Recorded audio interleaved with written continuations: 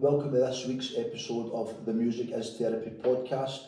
My name is Ian McMillan, and this week we have friend Nicholas Moohan here on the podcast to talk all things growing up in Paisley, from 70s to current day in my musical journey and what music means to you, Nicky. So get the formalities out of the way first, mate. Thanks very much for coming on the pod. And secondly, tell us a bit about what music means to you and when you were aware of music in your life. Very early. It's always been there. So I grew up in Paisley, born in 1971, and we're all from an Irish background. So my grandparents were Irish. My maternal and paternal grandparents all got baptised in the same church in Northern Ireland, right? But they all met in Paisley, and my whole life's been like that kind of series of kind of fortunate events, and so that's the kind of earliest memory of music, is going to a family party and everybody sang a song, everybody done a turn, and the shows of Heron and Irish Rover and all that sort of stuff. So the kind of traditional Irish stuff, really? Aye. So my dad and his brothers and sisters were Paisley punters, and then his two sisters married Irishmen, and one played a boor on Uncle Drew. That was the one that my pal from school came to a party, and he said to his mum, "Nicky's got an uncle, Madrew," right? And she says, "That's a nice name." And I says, No, it's my aunt Margaret kept saying a song for Madrew, right? So that was the way of it. He played the boor on, the whistle. His kids played the flute, the penny whistle, stuff like that. So, but really, music was a kind of it was like a luxury item very much, and there was a record player that sat above the TV, the one TV in the house, in the same room. So if somebody was watching TV, you couldn't play a record, and there was about 3 records there: ABBA, Super Trooper, ABBA Greatest Hits, Don Williams, and later on Born to Run, Bruce Springsteen, Neil Diamond, and my dad would play, I think it was an 8-track originally. The tapes? Tapes, big massive tapes. And it wasn't as if you bought a record every week or anything like that. It was the same stuff and what was on the radio. And but then it was like 1977, but all the time I'm thinking to myself, what do I like? You know what I mean? And we would walk to Paisley Town Centre, me, my mother, our Geraldine, and Marcella would be in the pram, and Vincent would be in the pram. My mother never drove, and we'd walk past the punks in Paisley, and there was a massive thing about punk in Paisley. It turned out after years later that what happened in '77 was that there was the punk explosion, in Glasgow City Council banned punk concerts. There was always breaking glass and madness at punk concerts, and I remember seeing them outside the Big Apple at Paisley West End and saying, "I want to be a punk." I didn't even realise I was saying it out loud. It was like saying, I want to eat jobbies, you know what I mean?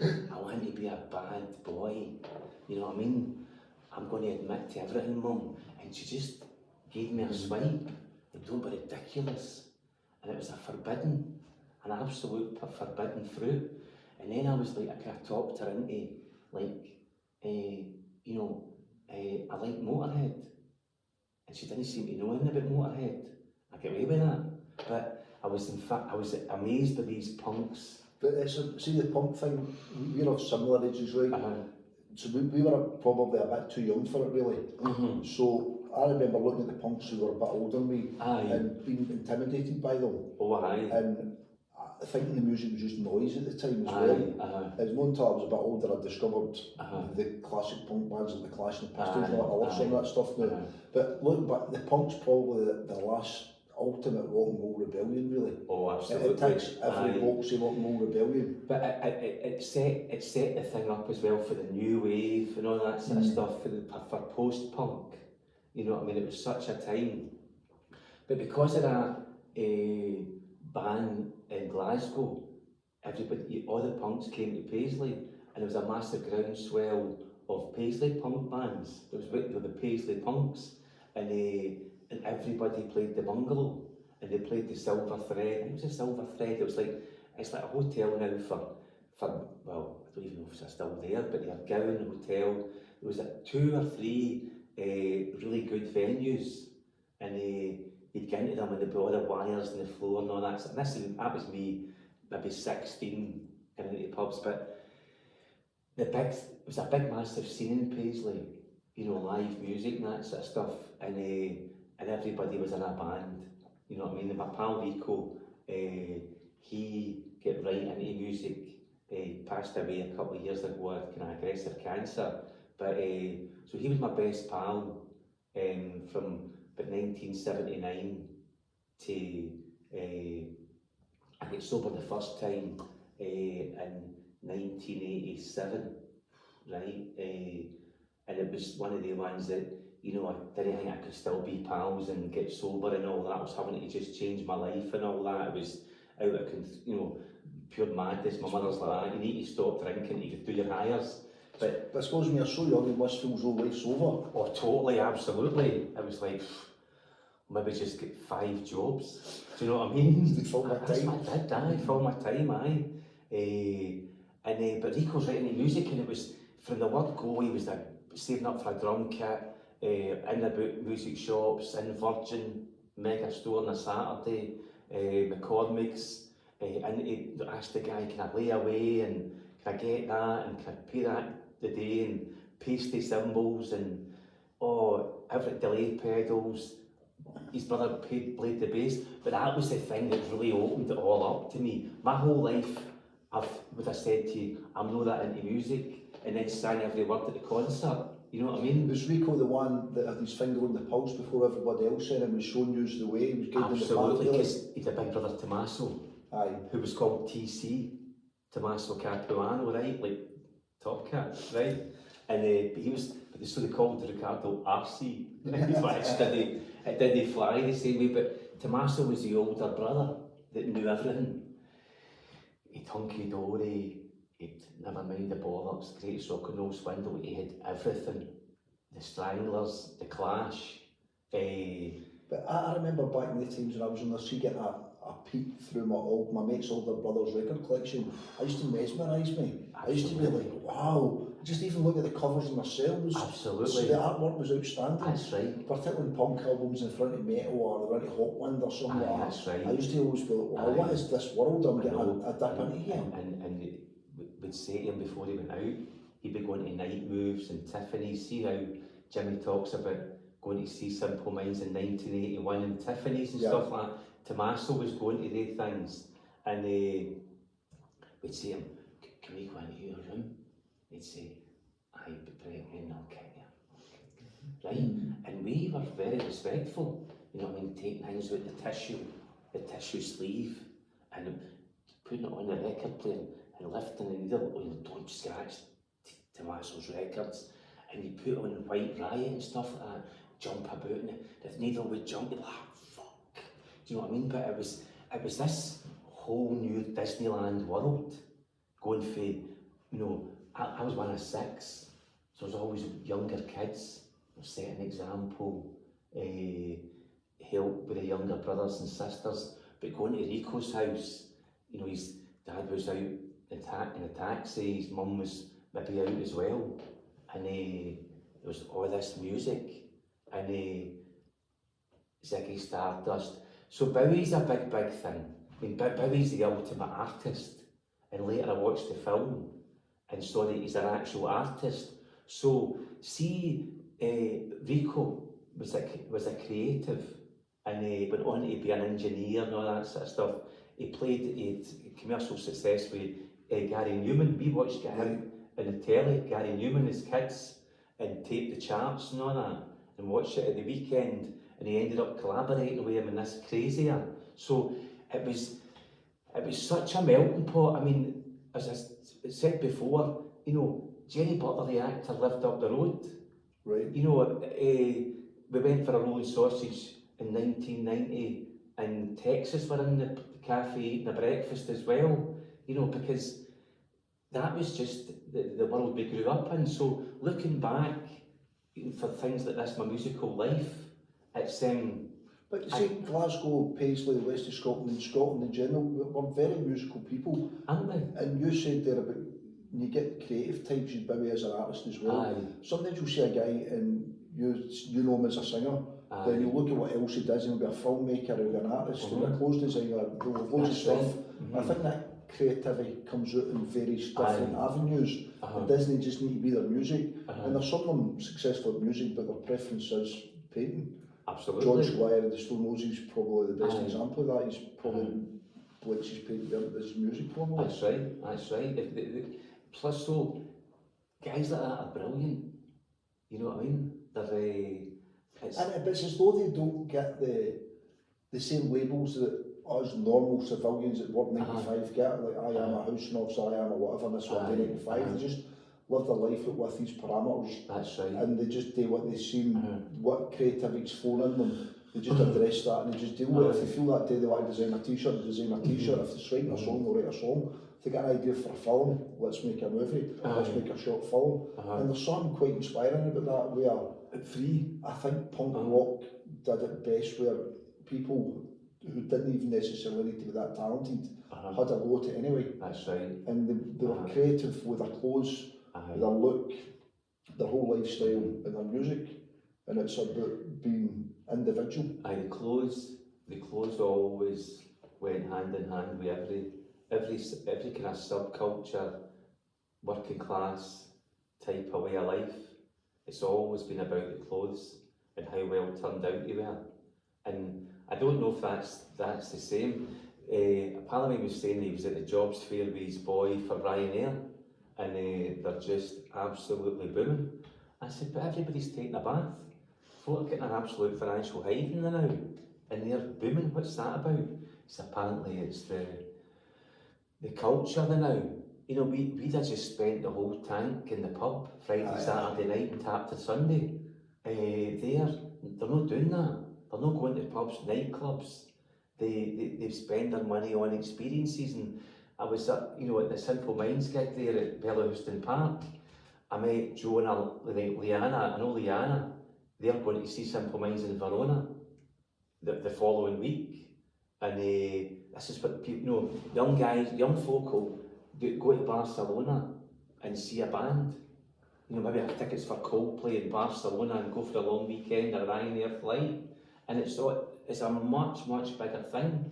So the world's got a lot smaller than the budget airline. People say when we were young, if you booked a holiday a year in advance, you would pick up in the travel agents every week for the next year and try and gather the spending money.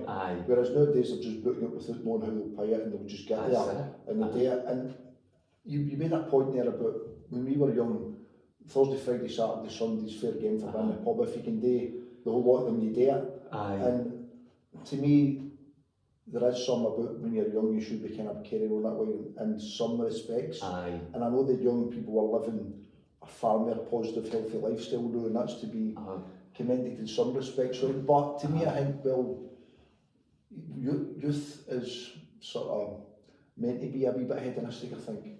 My first thought was, have they got that many interesting experience, they don't even need good party? Do you know what I mean? Because you had to have the party in the other days. It was pretty much all you had. Do you know what I mean? And your trainers and your one outfit that you'd saved up for, or maybe a couple. I met a guy who was like that. He asked me, I've got 2 taps, one for like Armon, Bassy taps, one for Christmas Eve and one for New Year's Eve, and that was him set, sorted. But so back to the music. So So me and Rico were like 79, and it was the Buggles and all that sort of stuff, and we're listening to Tommaso's stuff, and going to, you know, a pal in Ali Parade, and his older brother was putting on the wall, you know what I mean, they were lying in the beanbags, and it was one of the nights, kind of seminal nights, and he's put on the wall, and it's You mean the album or the film? the album, and you know, I was drinking, so I was drinking when I was quite young, and into everything and all that sort of stuff, and me and Rico, and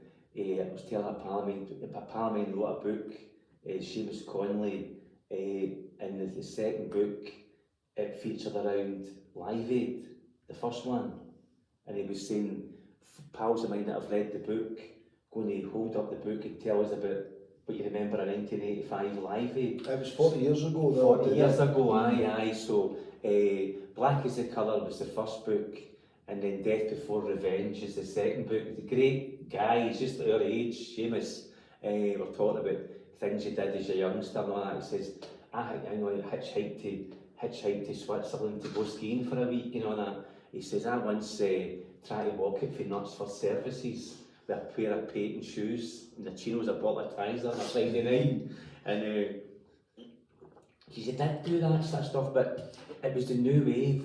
We get into the Police, Adam and the Ants. That was the first concert. Was this yours kind of coming of age now? Aye, you know, being wee boys in primary school, and you know, not allowed out at night time, and then it's like, oh, I've got your ticket for Adam and the Ants. His mum stood in the queue for the Apollo, right?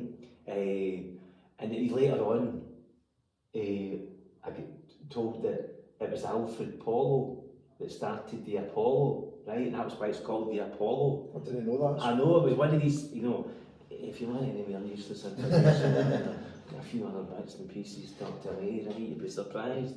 So Alfred Polo, but that was the big thing back then. You know, Paul talks about the paper ticket, right? And that was the first time that we out at night time. It was all about the music. And you're going to see a band, live music. And Rico really, as I say, I spent my life kind of in people that actually had record collection shadows. Do you know what I mean? Like, right. Just liking their stuff. But I get a great broad, you know, it was wee Alan, he was into Free, The Who, Leonard Skinner, all that sort of stuff, the Stones, all sort of 60s, 70s stuff, and he'd everything, Emerson, Lake and Palmer. So that was later on, but really it started with the Police, and I had Police albums, right? And later... And the Police being deemed as being new wave at the time, I suppose. Aye, new wave, and Adam and the Ants and stuff like that, and with a couple of girlfriends, with girlfriends that were friends, two girls, Yvonne and Siobhan, and they dressed like Strawberry Switchblade come Madonna, right? And it was the 80s. Glasgow band, Strawberry Switchblade, I didn't know that. Aye, they were, aye. And that girl that my head is in a spin, my feet don't touch the ground, Shelley Kelly Marie. She's from Paisley. Is she? Aye, that's for Hunter Hill. I remember that song that you come to mention that. Aye, that was what I felt like most of the time. My head's in a spin. So and that was how it progressed. And of course, Bruce Springsteen's in the background with my dad liking him and stuff like that. Were you not touched by the mod revival at the time? A wee bit, but it was there. I loved the clobber. Suits, parkas. You know, I've since been inspired to buy clothes. I got a suit made once with covered buttons and kind of high, thin lapels. It was a mod suit. A 3-button job? 3-button job. I didn't know it at the time. But this guy was starting up as a tailor, and he came into the place I worked in and says, can make a suit for 220 quid. So I says, I make me a suit, and I designed it myself. So do you think that stuff, the era you grew up in, shaped who you are in relation to some of your values about clothes and Aye. about how you present yourself to the world Aye. and even some of your ethics. Aye. I think growing up in the tribal times of the 70s and 80s has a big effect on how we're shaped if you grew up in that generation. Absolutely, and because the casuals came about, it was all about the clothes. But again, like the punks, you know, the dressing that way was a statement. You were a hooligan, you know. So is that all right, or is it something that you do when your mother's not there? You know what I mean? And people, the young guys these days that have kind of hooked onto this 80s fashion, aye, and they might know a bit about the background, and that might quite attract them to this 80s sort of stuff, the Tachinis and feelers and all that kind of stuff. But what they don't know is, if you wore that stuff back in the day and you were walking through a strange town, you were getting attacked. Because you say, you were tying your cross to the mast saying, I'm a football lad. That's right. I'm with somebody's firm, and they'll try and figure out whose firm you're with. We mainly wear Tashini. Aye. And there was a attacked. And that was the thing. And you know, you can't say that it's good. It's a really good thing that violence has reduced. Obviously, extreme violence, but I know quite a lot of people that would benefit greatly from a hiding. Don't you? We all do. I know. I sometimes say, you know what the problem with him is? He can't remember his last hiding. Because he never got that one either.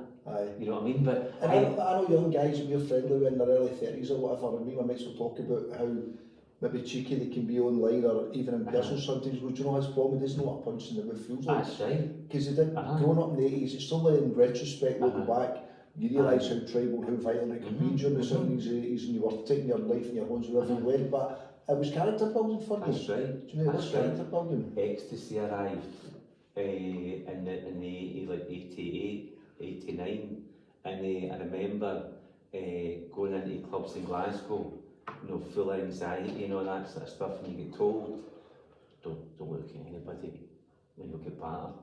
You know what I mean? And that's how it always started.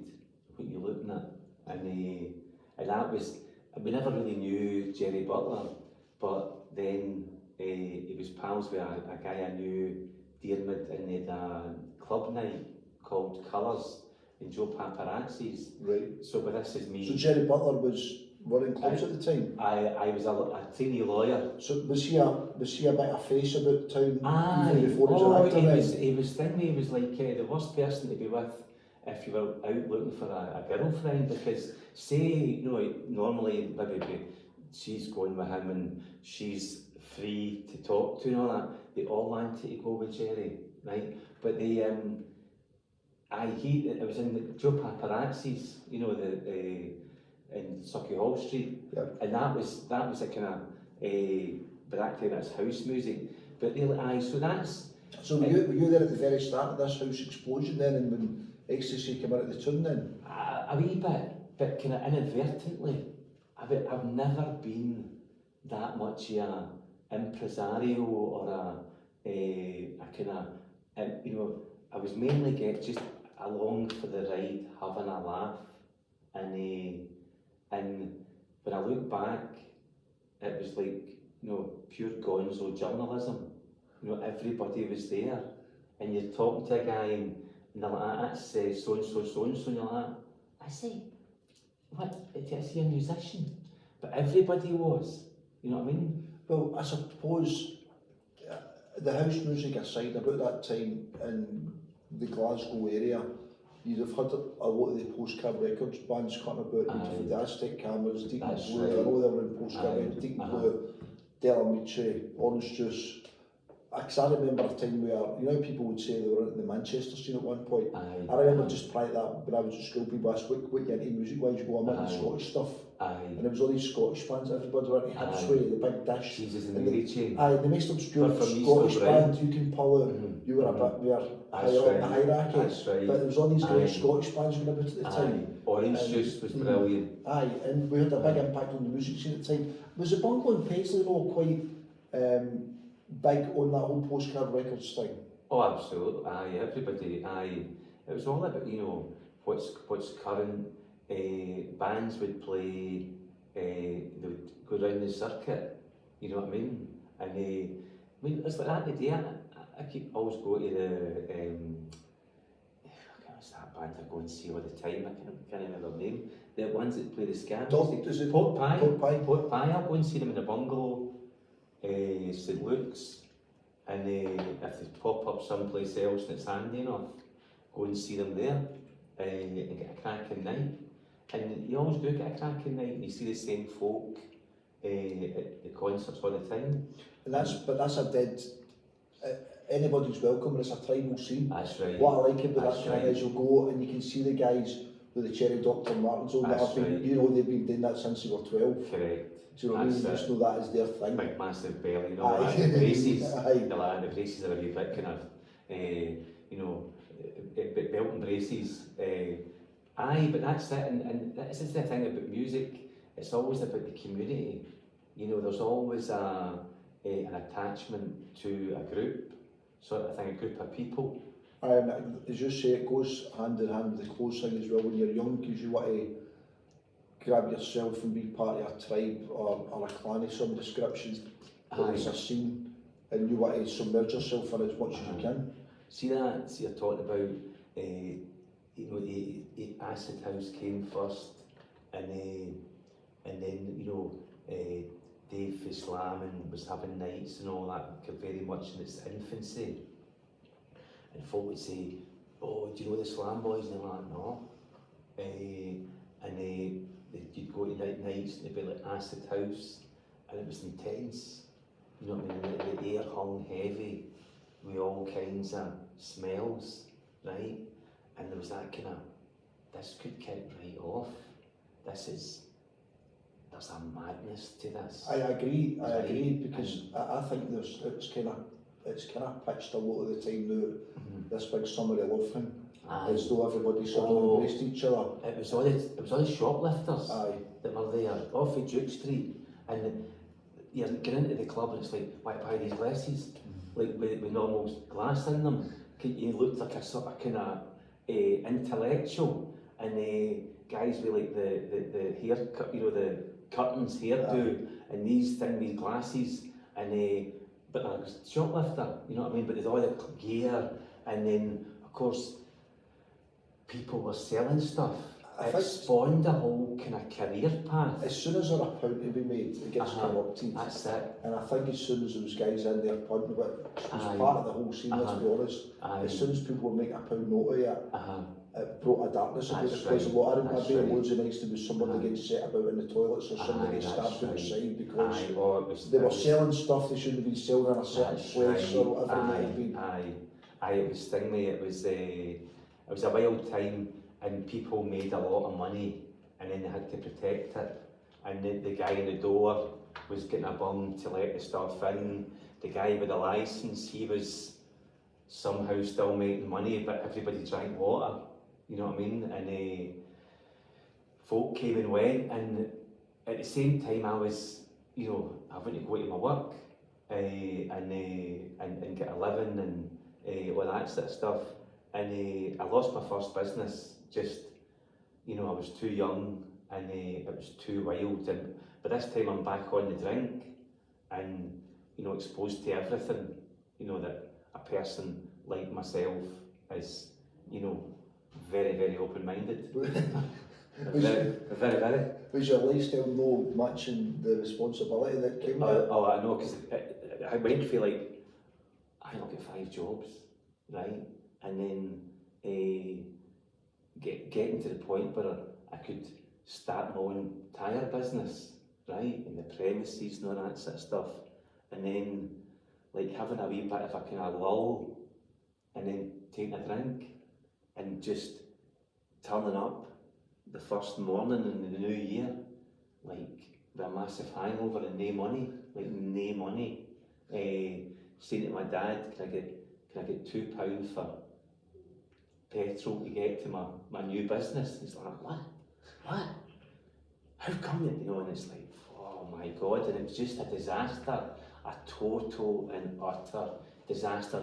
And by the time I was bankrupt when I was 20, right? And sitting in the end of my bedroom, my teenage bedroom in my mum's house, You know what I mean? Like, I'm gonna fail you. Start from I'm the gonna bottom fail. again. I start from age of 20. You know what I mean? The smart guy, I'm not going to university, I'm going to make my fortune. But lifting a drink. And it all changed. I'm 24 years sober now.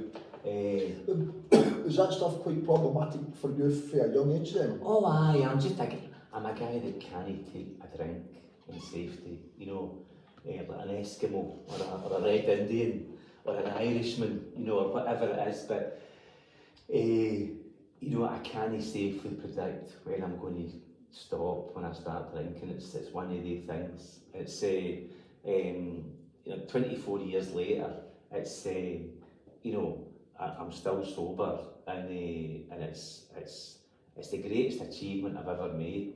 Is sobriety, and you can imagine I was 30 when I got sober the second time, and by that time, you know, the house music, Chicago house, piano house, every bit of all that sort of stuff. There was the heavy hardcore techno, I didn't really like that much, and jungle. It was all happening, and I was still going places and stuff like that. But at the same time, I was right into James. But see, if you've got yourself sober at 30 years of age, you've said you've been bankrupt financially at 20. Aye, It must be a bit like being emotionally bankrupt at 30 and starting that's again right. for a Aye. time. And then my marriage splitting up, and thinking to myself, you know, and everything I'd built to that point in 2016 with two kids that are kind of coming into teenage years, and it's like that's all finished now.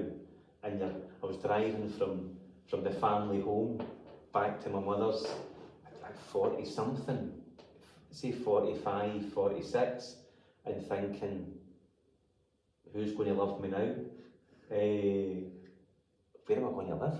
But what I was thinking there is, what was your relationship, how did your relationship with music change? You've mentioned a couple of points here. One, you've mentioned you got sober, right? Aye. And secondly, you've had a heartbreak along the way, or a big event in your life, right? See, for me, I'm in a similar position. I'm in recovery as well, right? So I always remember getting sober, thinking, right, I'm quite glad I'm doing this, but the next part of my life's going to be mundane in comparison to my hedonistic youth. And it didn't work out quite like that. My social life got better. Absolutely. However, there's certain bands didn't make the cut into sobriety. For me, it's like the Happy Mondays, for example. I don't want to listen to Happy Mondays sober and fucking 40 odds and straight. Here's what happened to me with the Happy Mondays, right? I've went to, so there's been all this that kids being wee and kids need new shoes and all that sort of stuff. I didn't get to concerts, right? And then as part of my new life, having a bit of freedom, so that, see, not having to get a drink and have a cargo and get a drink early doors and get away back to the bar, right? It's a freedom as opposed to a loss, right? Plus, see that punk state of mind? It's easier to have that kind of guerrilla thinking, sober, because I don't smoke anymore. You don't buying fags, booze. Life becomes an awful lot freer and easier. You don't need the same stuff. But anyway, I went to James in the Hydro, and of course he's sober, right? What a show. Tim Booth. And you know, Kevin Rowland's a pal of mine out the blue, just as the way it happened, and sober, right? 74 doing a great show, what a great singer, the voice is good. But Tim Booth done a great show. The Happy Mondays opened for them, and I'm watching it thinking, I don't know if that was meant to be. Back in the day, when Smoothie Boothie was a bit of a dick, and Sean was a geezer, right? You know what I mean? I'm thinking about how I thought back in the day. You know, like he's a kiddie. Exactly. You know what I mean? He's taking the most gear. And same with Bez. And Tim Booth's a bit of a poet and that, isn't he? But then you come back to life and start listening to the words and digging it, and we're going to miss you stuff. I mean, it's a stadium song. I mean, when I look back at that time, at the Happy Mondays and stuff, you've probably seen the Rope for Luck video where Shaun Ryder's face, I'm sure they're in the hacienda, the background's kind of blurred out and he's singing Rope for Luck, nodding the head from side to side, and it's a great depiction of the times. And he's kind of drugged out state, he's got the game bowling, and at the time it's mesmerising. I thought it was amazing. I wanted to be Shaun Ryder, that drugged out guy on the dance floor, but I don't admire that guy one bit now looking back. He walked off the stage mid-song. He was struggling to do a performance. We'd all paid our money. We've come to see you, Shaun, and you're not doing it. And so it's funny though, sorry, but it's funny though when you're young, you're drawn to these guys like a moth to a flame. My heroes when I was in my 20s probably were guys who were hedonistic and they like to push it to excess. The Jim Morrisons, the Shaun Ryders of this world, the guys who didn't make it by 27, and you can see the audacity of all that stuff now as you get a bit older and you see hedonism's not really that clever at the end of the day. And then you realise the guy for Free that wrote Be My Friend, I can never remember it, Paul Kossoff, he wrote Be My Friend, All I Need Is a Friend, but he tried to get sober and he just, what he was needing was somebody to give him a hand, you know, a helping hand, somebody to show him the way that like I got, and that's what it's all about. The music that you think was all about partying, it was about the struggle. Rico used to, I think it's a great thing that my best pal was a songwriter, because he felt everything and he talked about everything. I was his best pal, so we'd spend hours on the phone. We spent so much time on the phone to learn how to bypass the bill, tapping the numbers with the thing the phone rested on. I remember people doing that. And he'd be on the phone for an hour talking about everything, because that's what music is. It's you know, listening to the words of the song and learning about life, what they're noticing and all that sort of stuff and what they're feeling. Well, you know what I mean? Don't quote me on this, but I'm sure it was Jordan Peterson I was listening to, and he said the guys who, the rock and roll hedonism, people think rock and roll is a path you go down because you've got to take any drink and you've got to take any drugs, and that's what people are drawn to. He goes, it's kind of the reverse of that. He goes, the people who are into that are the creative because they're really sensitive. That's right. So the sensitive people are the creatives. So they're too sensitive for this world. So they need to take that sensitivity down a bit and numb the pain of life a wee bit. That's why they can do that with rock and roll. But really they've went into music because they have the ability to write this stuff and to express themselves in some way because the creatives are the sensitive types. And I thought that makes more sense. And to put on a concert and to know all the songs and all the riffs and all that sort of stuff, and to write the stuff, you need to work. How did you feel when you stopped drinking and stopped taking drugs and that, and you started venturing back out into the world of civilization and going to gigs and all that again without the habits you before? It was brilliant. You know, the journey of getting sober was all about learning that the drink was just a symptom of a lot of other things. You know, growing up and just, I don't know if it was more tension about, or I think I was just a guy that felt a lot, that just was anxious. I hear folks say, oh, she suffers from social anxiety. Like that. Listen, everybody, that's why I drank. You know what I mean? But I found that everything's better sober. You know, I've got a way of staying sober and things that I do, and I don't let things build up too much, you know, too much resentment, fear and anger and all that. I talk to my pals and let things go, you know, forgiveness and acceptance, you know, ways of life that, I don't know, in the 80s, we didn't talk about it, you know what I mean? It was just mental, you know, he's mental and that's brilliant, thank God.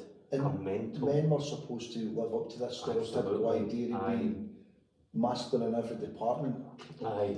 And what are you? Showing emotions was weakness. Are you a good fighter? Or a good dancer? Or funny as fuck? You know what I mean? If you're none of them, then you need not apply. Get your jacket, you may as well go. Aye, let's you're just going to get battered. We've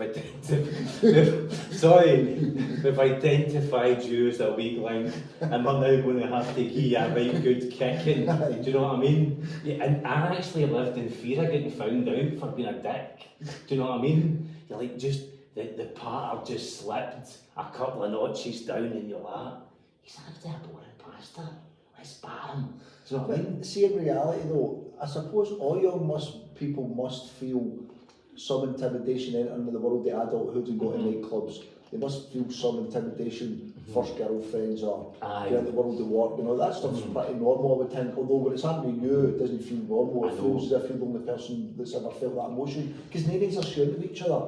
People are coming out and saying, I've done this, done that back there, and they're making it as if everything's a doddle for them. See, my big thing in about 18, right? So I left school, and that was there was girls in the school, maybe blotted your copybook a wee bit with a couple of them, and that was you sin died for the whole hinterland. And then you go to work, and it's the nightclub, you know, and this is the place you'll meet somebody, you know. But thinking to yourself, how does it all work? You know what I mean? It always seemed a bit mystifying to me. And then in the morning there was this thing called Our Tune on the radio, and they talked about, you know, Johnny's telling us his story. He went to Esther T and he met Deborah, and she was for Barnsley and all that. And then the next year back to Esther T, there was Deborah again, and they've got together. She moved to Paisley, and they'd away, and they got a car on tick, they got a flat on tick, and then she's went back to Barnsley because her mother was no well, and she's met Wayne for her youth and binned him completely, and he's left for all the debt and all that. But this was their tune, and it was like, you know, Tiffany. I think we're alone now. I'd be like, thinking, maybe I'll go up with dancing, get full of the drink, and then get back to hers. I'll put on that record. I think we're alone now, and I'll be like, and that's how it'll go. And I was anxious about the whole girl thing, and living my life through Our Tune, and think myself, you can really come unstuck. But I always remember that your tune, we were talking about it recently actually, and the guy we were chatting to was a bit younger than us, he didn't know about it. And I remember when I was like 18, 19, when I worked with the railway at the time, in this big yard full of fucking hairy ass guys covering oil with boiler suits. And at 11 bells every day, your tune came on, and it was closed down. Radio be cranked up. Everybody listened to this sad story about somebody, this love story you'll never believe, then somebody dies of cancer at the end, and this was the song. Stevie Wonder, I just called to say I love you, and everybody's wiping away tears, you know. I used to repair the tyres, do the bulk repairs down the back, and the glue had stuff in it then. You know, it was that kind of, you blew on it at 11 o'clock, you get this kind of, on comes Our Tune, you have this kind of half-hour dream, you know what I mean? As you escape to the Our Tune thing, and so it was all about music, and you know, meeting people, and then you discover that actually what a night you had at a wedding when it was like Brown Eyed Girl and all that sort of stuff was getting played, and then you were going to the football with somebody, and then going into a pub, and it's all the football songs and the Irish music and stuff like that. You're thinking, this is my way of life. But you know, not just really, it was a bit, once I got sober, it was when I really began to understand what life was about, able to relax, and just sort of kind of accept that it's going to be alright. Do you know what I mean?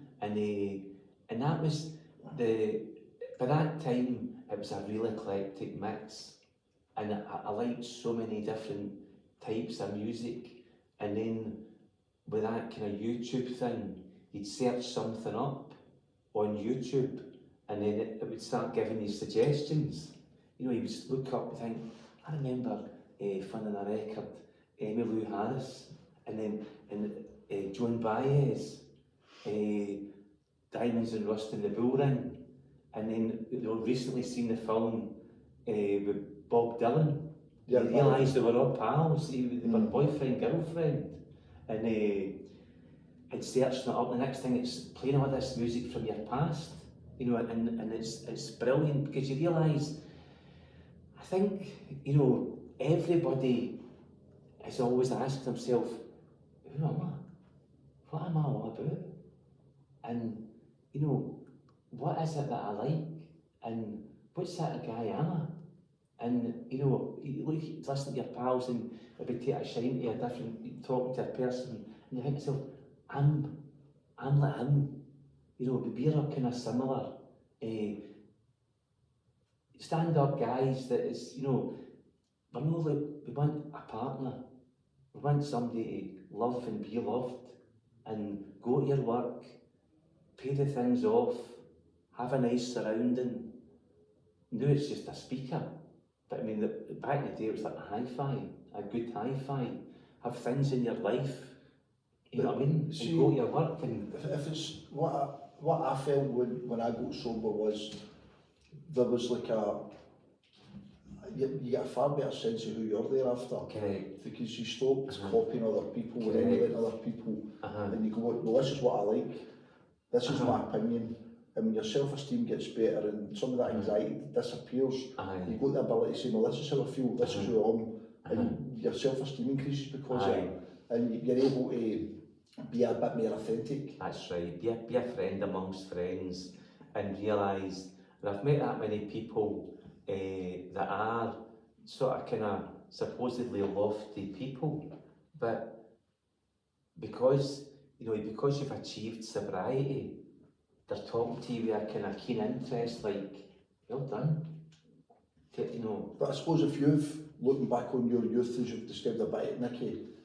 where you've been trying your arm at business as a young man, failing at a young age, you're ducking and diving in nightclubs and probably buying and selling this and that here and there and trying to put a loaf on the table when there isn't one on the table and all that. There's a lot of navigating involved in that lifestyle. There's a lot of navigating through it, and being authentic doesn't really serve you very well then.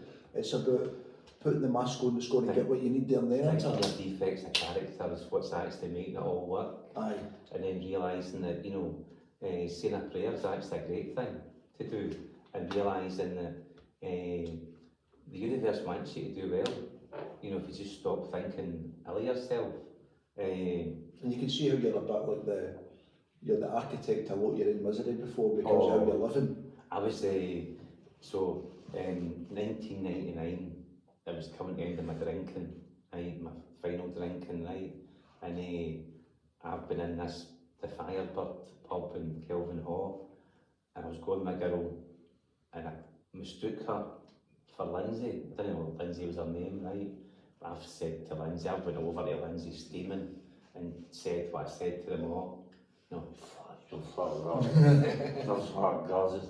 And she's went like, fuck right off, right? I thought, she's got standards. You're right, she likes me. She just wants me to square myself up, you know what I mean? And then she'll go out with me. And so that was as much, but I fancied her, right?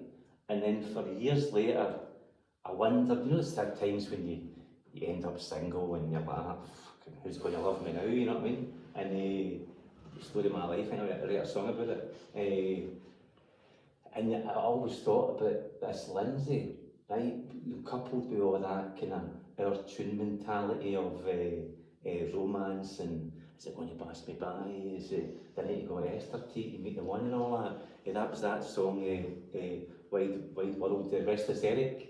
Maybe I could go to Tahiti. Have you heard that one? It's pumped, Restless Eric, Maybe she comes from Tahiti. And all that sort of stuff. But here, so I was, through 2023, I met her again, right? She's went to work abroad and been in a relationship, I've been married and that sort of stuff. And then out the blue, I just seen her. I seen her on People You May Know, right? And I thought, she's searching me up, right? Wasn't he? Right? But it gave me a bit of confidence to add her, right? And that's who I'm going out with now. And there was last, so see the musical journey, it all ties together. So we went to this So she said, you know, blah, blah, blah.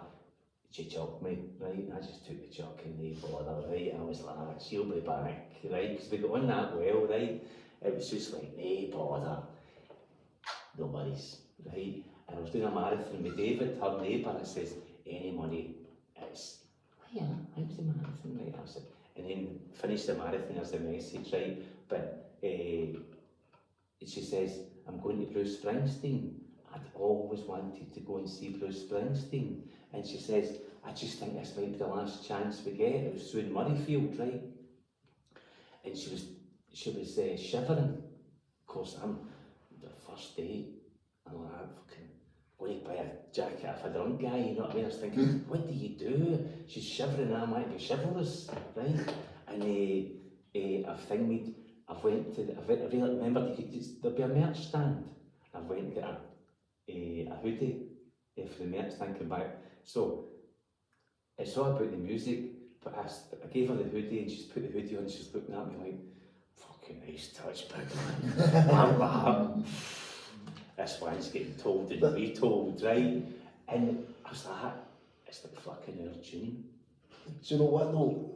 Bruce Springsteen's probably a prime example. We'll usually song The River here, right? Absolutely. He's one of the finest storytellers out there, right? And The River's just classic romance, isn't it? That's what I thought my life would be like. Exactly right. Well, that's the point I was going to make. Actually, when I was young, music for me was always a dead personal journey. I'm talking about when you're back home in your bedroom, just doing your record player. Music for me would be this fantasy world I put myself in, and I'd be the character in the song, really. Absolutely. And I think it set me off with this airy-fairy vision of love, probably, in the world thereafter. And it also kept this belief that love was real and romance was real and all that kind of stuff, and don't settle for anything less. And it's good that your journeys went full circle. And your tune with Lynn just came together again all these years later. I was out there last night, right, and we've left her house at Kelvin Hall to go for a walk, and she says my favourite things to do we use go for a walk about the West End and, you know, have a blender and stuff like that. I says, this is, because it doesn't cost you anything, right? It's this punk way of life, and punk, hippie, every bit of music you've ever thought, you know, light, it's all casuals. When Saturday comes, that freedom, you're out with the boys, you're running amok, it's all about freedom. Freedom in community, and knowing who you are, and being who you are, and contributing to the company, telling a story, telling a joke, having a conversation, do you know what I mean, taking part in life, knowing about music and about stuff, and being able to, you know, be a part of it, be an asset to the company. So we went a walk, right? We walked into the park, Kelvin Park, and a lovely night and that sort of stuff, and there's folk playing volleyball as if we're in Central Park, barbecue and stuff and all that.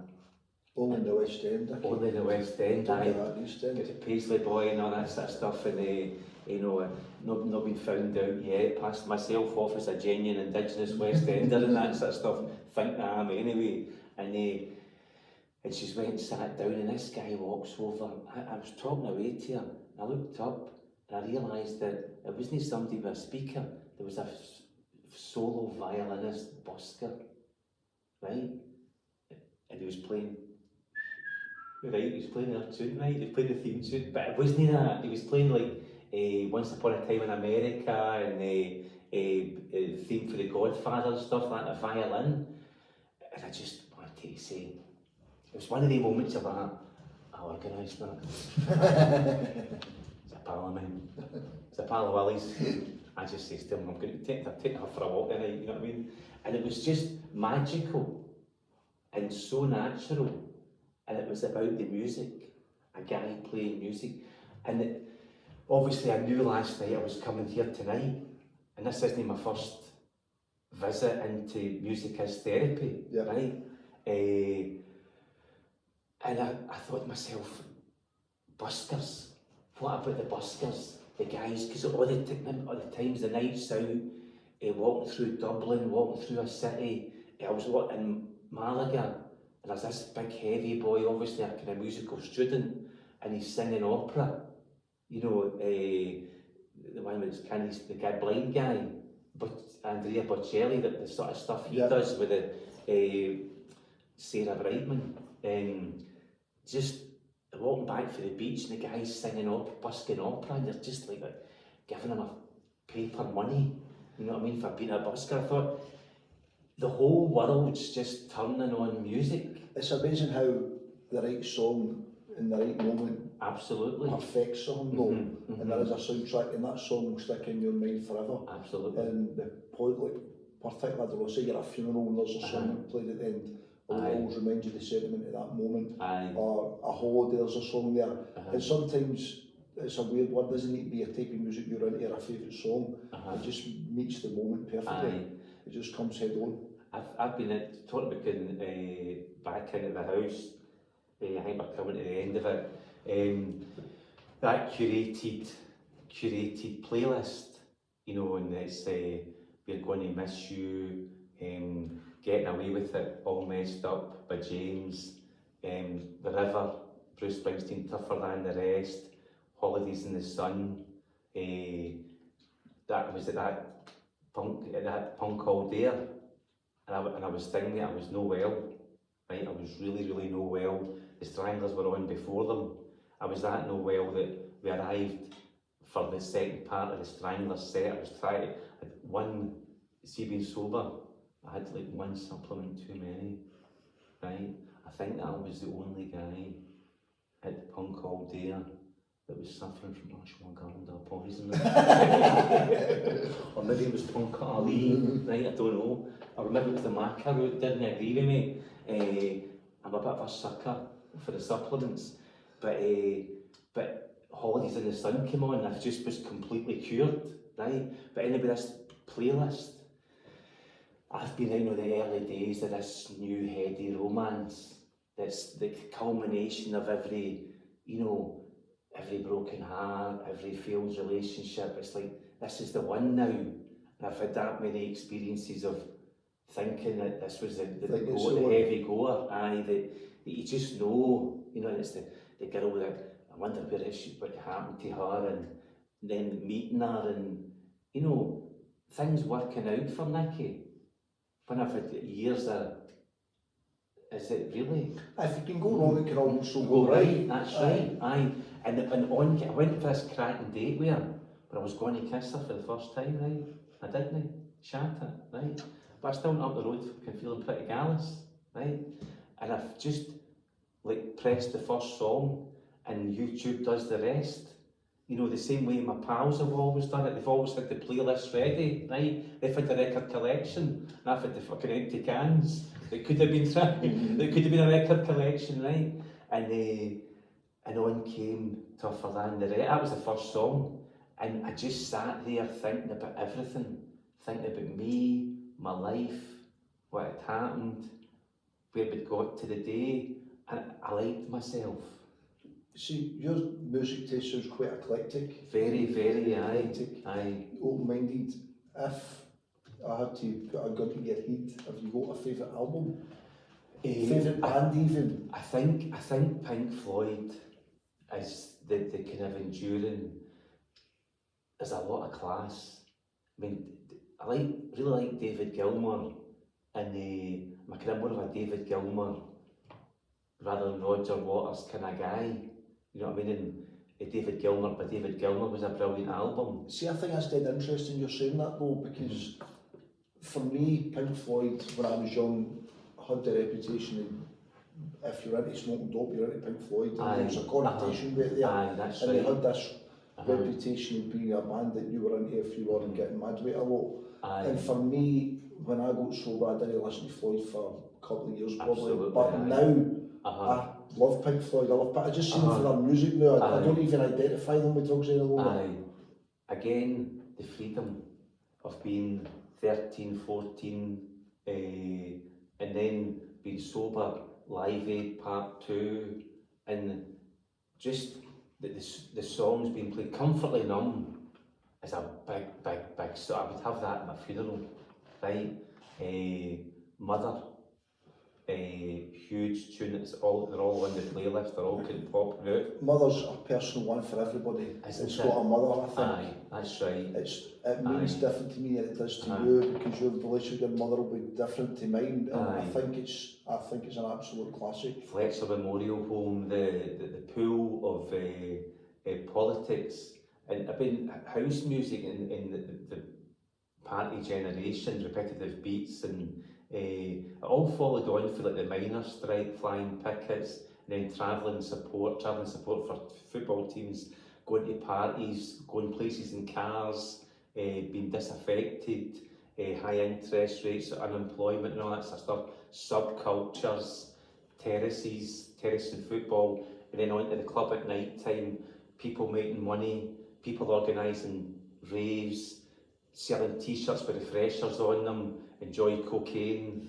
you know, we'll get some t-shirts printed and print them. It's back to that, the guys who started off probably in the punk era. I know loads of guys in the acid house and their background was punk. That's right. And they had the same ethos, we can make this happen, we can get a sound system, we can make these tunes, we can hold these parties, we can sell this stuff. And they went on to be creative types, they've been photographers, they've been musicians, they've been whatever it might be. Rico showed me that. Punk taught them that. Aye, an 8-track. He had all that stuff, how to make music, techno, you know, sampling and all that sort of stuff. So it's the glue of a community, you know what I mean? The last thing I would say, I think we're coming up time for an hour, I went to Australia, right,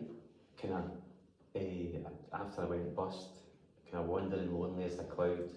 I was going with this girl, she went to Australia, she swapped her job, a teaching exchange, and I went out 6 months later, and you just cut about and you go with a bit of travelling and that sort of stuff. And the Aborigines talk about song lines. To an Aborigine, it's the country's like a plate of spaghetti, and all you do your whole life is clipping down a song line. Right. And everybody on that song line sings the same songs, and that's your whole community. And wherever a song line intersects is a spiritual place, a sacred spot, you can't build on it. Right. And that's why they're all fighting. They're constantly at odds with the incomers. You can't build. So Ayers Rock is where they all meet, right? And it's the power. The Ayers Rock's tremendous. You know you're somewhere, a kind of cradle of civilization type of place. But that's it. It's the song, the music binds their community. And that's what I've always found through the music, whether it be pork pie with the ska. And of course, ska is like black and white, the two-tone and all that sort of stuff, about thinking, you know, thinking differently and thinking progressively towards a kind of free-thinking people that are kind of like saying, what are we all about? What are you all about? What am I all about? Tell us something interesting about yourself. Do you know what I mean? Because we're all meant to interact, we're all meant to learn from each other and all that sort of stuff. And the music's always the common thread. And I think, given the title of this podcast, Music is Therapy, it shows the therapeutic value music can bring to anybody's life.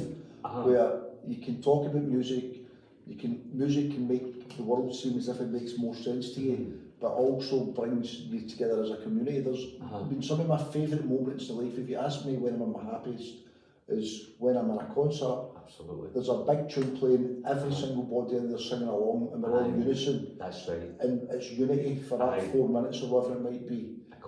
You'll not get much more happiness than that. That's right. My team scores a goal and I'm jumping about with my mates or whatever for that few minutes again. I was at the Smiths Limited, right, a tribute, and it was just fantastic.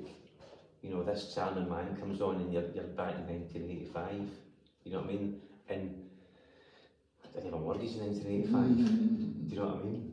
It was just a question of, are we going to go on that last bus? Are we going to walk it back to Paisley? You know, your worries were a lot less back then. Absolutely. So it takes you back, gets you thinking and that sort of stuff. Well, Nicky, thanks very much for coming on the podcast. I've thoroughly enjoyed that chat there. We'll no doubt get you back on because you're a guy who's got a lot to say. And we want to listen to you, man, because you're a very, very good guest. Thank you very much, mate. Thanks very much, Nicky. Thank you, Chris. Brilliant. Thanks, Nicky. You must have to hot about.